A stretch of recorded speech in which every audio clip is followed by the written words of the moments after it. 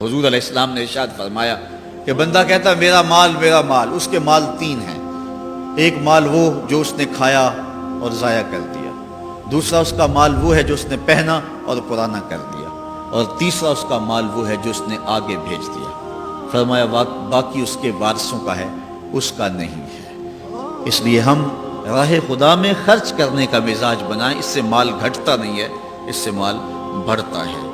بلکہ جب راہ خدا کے اندر ہم خرچ کرتے ہیں تو ہمارا جو دوسرا مال ہے وہ بھی پاک ہو جاتا ہے۔ اللہ کے محبوب کا ایک فرمان سنیے جس کو حضرت حسن بصری رضی اللہ تعالیٰ عنہ بیان کرتے ہیں۔ فرمایا کہ اپنے مال کو، اپنے اموال کو زکوٰۃ سے پاک کرو اور اپنے مریضوں کا علاج صدقے سے کرو، اور جب مصیبتیں اور بلائیں تمہارا رخ کریں تو پھر دعا سے اور اللہ کے حضور زاری سے اللہ کی مدد چاہو۔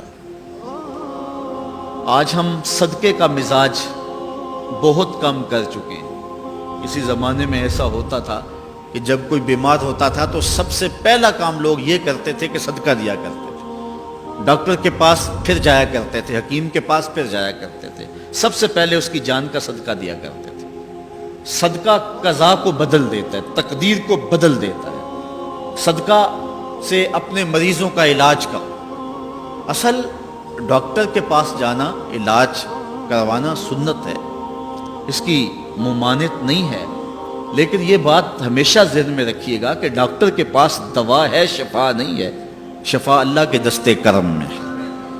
اس لیے جب بھی بیمار ہو جاؤ تو پہلے صدقہ کرو اور پھر ڈاکٹر کے پاس جاؤ، اللہ اس صدقے کی برکت سے ڈاکٹر کی دوا میں شفا رکھ دے گا، کیونکہ شفا تو اس کے حکم میں ہے نا، چیزوں میں تو شفا نہیں ہے، وہ تو اس نے حکم جہاں دے دیا وہاں شفا ہے۔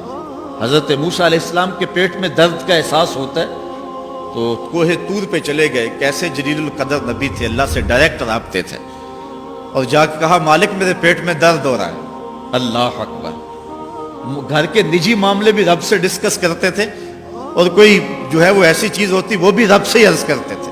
کہا میرے مالک میرے پیٹ میں درد کا احساس ہو رہا ہے، دوائی کی پوری لینی ہے تو وہ بھی جا کے کوہ طور سے رب سے ہی لیتے تھے۔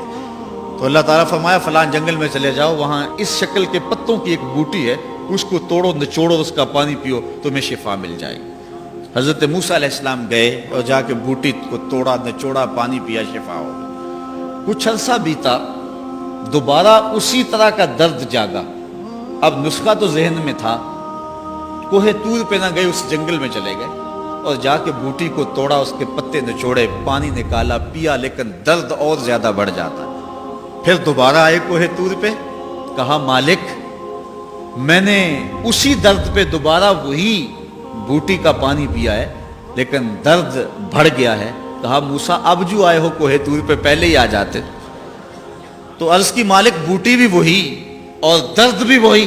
فرمایا سب کچھ وہی ہے لیکن پہلے میرا حکم تھا، اب میرا حکم ساتھ شامل نہیں تھا۔